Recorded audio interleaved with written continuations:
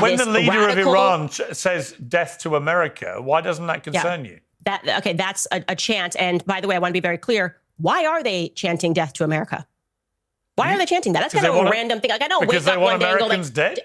But why do they want? Why are they specifically chanting as opposed to saying, I don't know, death to China or death to Russia? What is it specifically about America? Well, they say death to America, death to Israel, death to the United Kingdom, actually. Oh, okay. Death to pretty much anyone that wants to stand up to them.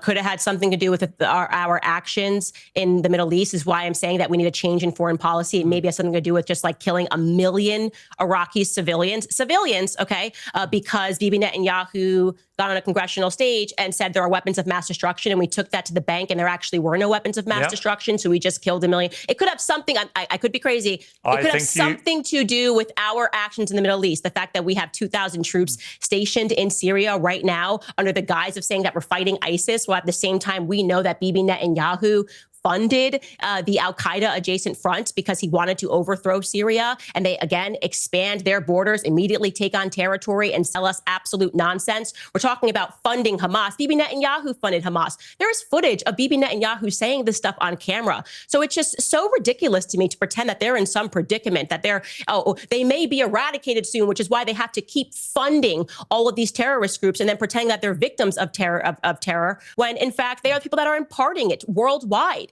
You know, I just think that, like I said, Generation 9/11 has grown up, and I think that our eyes are very clear here, and we recognize that our relationship with Israel has become increasingly problematic, and it always was problematic.